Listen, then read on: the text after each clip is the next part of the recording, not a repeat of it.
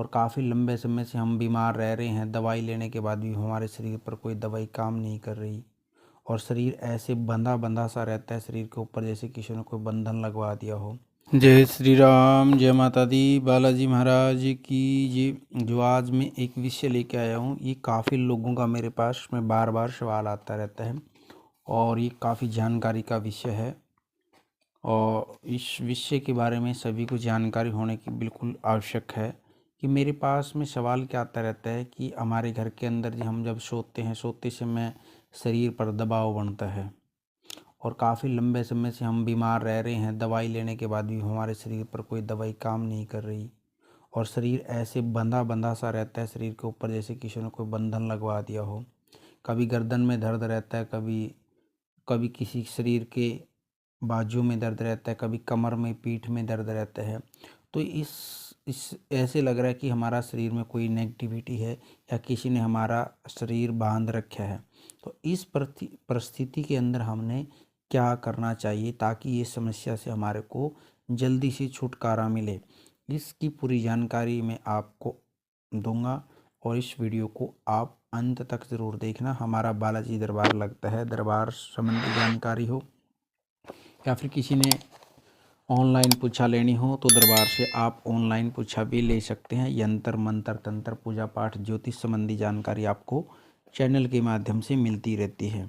अब शुरू करते हैं कि ये समस्या क्या होती है और इस समस्या ये आती कहाँ से है। सबसे पहले जो ये समस्या होती है तो आती कहाँ कहाँ से है, इस परिस्थिति में हमने क्या करना चाहिए। सबसे पहले यदि आप हर रोज़ पूजा पाठ कर रहे हैं और आपके शरीर पर फिर भी दबाव बनता है, गर्दन में दर्द हो रहा है, दबाव के कारण भी आपको लगता है कि मेरे पास में कोई नेगेटिविटी की समस्या है और आप काफ़ी समय से यदि लगातार दवाई भी खा रहे हैं उसके बाद भी आपको आराम नहीं मिल पा रहा, या आपके पास ये बार बार लगता है कोई साथ में परछाई जा देखते हैं, बार बार कई बार पूजा करते समय परछाई दिख जाती है और या फिर सोते समय हमारे को कुछ अंधेरे में कुछ दिखाई देना शुरू हो जाता है। तो इन चीज़ों का सबको हमने प्रयोग करने के लिए सबसे पहले हमने क्या करना है। सबसे पहले आप इन चीज़ों को हटाने के लिए अपने इष्ट देव को मजबूत करना चाहिए। यदि आपको इष्ट देव का भी नहीं पता तो आप या तो भगवान शंकर का शिव कवच पढ़ सकते हैं, माँ भगवती का दुर्गा कवच पढ़ सकते हैं, हनुमान कवच पढ़ सकते हैं। तो इनमें सबसे फिर हमने कवच की रक्षा के लिए कवचों का पाठ करना चाहिए। और कवच का पाठ हमने कैसे करना चाहिए। सबसे पहले कवच के पाठ के लिए हमने संकल्प लेने की आवश्यकता है। पहले तो यदि हम विशेष रूप से कोई कवच का पाठ कर रहे हैं कोई बंधन बांधने के लिए, तो उसमें शक्ति को भोग अवश्य दें।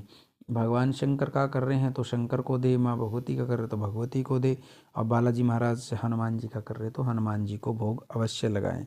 उसके बाद आपने संकल्प लेना है।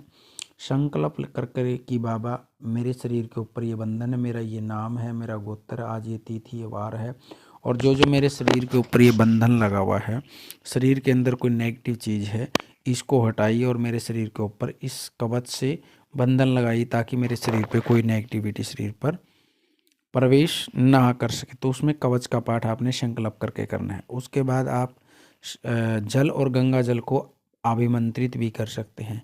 एक चम्मच में, एक लोटे में या कटोरी में, गिलास में जल गंगा जल लेकर के और आप कवच का पाठ पढ़ते रहें। 11 पाठ कवच के करने हैं, 21 पाठ करने हैं, 41 करने हैं, 51 करने, जितने भी आज कवच के पाठ पढ़ेंगे। तो उसके बाद उस जल और गंगा जल को पीते रहें। जो भी आपके शरीर के अंदर नेगेटिविटी है, ये उपाय है, लेकिन आपने लंबे समय तक करना पड़ेगा। ध्यान रखना 2 4 5 दिन में काम नहीं होगा। जिसके शरीर के अंदर नेगेटिविटी है तो सवा महीना उसको लगातार करना है अपने इस कवच का प्रयोग। यदि किसी के घर के अंदर है तो घर के अंदर भी वो जल और गंगा जल का छींटा लेकर के उसका प्रयोग कर सकते हैं। किसी भी कवच का ले लो आप, भगवान शिव कवच का ले लो, माँ चंडी कवच का ले लो, दुर्गा कवच का ले लो, हनुमान कवच का ले लो, ठीक है। किसी भी देवी देवता के कवच का पाठ आपने लेकर के, जो भी आपको जिस पे भरोसा है, और उसको शक्ति को भोग अवश्य लगाएं। कवच का पाठ कर सकते हैं और कवच के पाठ करने के बाद, और यदि आप जल गंगा जल नहीं पढ़ना चाहते तो आप अपने शरीर को भी उस कवच के माध्यम से शरीर को बांध सकते हैं, शरीर को बांध सकते हैं।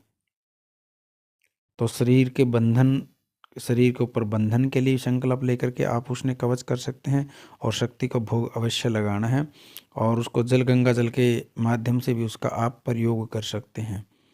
और उसका जब आपके शरीर पर प्रवेश होना शुरू हो जाएगा, बंधन लगना शुरू हो जाएगा शक्ति का, तो उसके बाद आपके शरीर पर कोई भी नेगेटिव चीज़, कोई नेगेटिविटी आपके शरीर पर परेशान नहीं करेगी।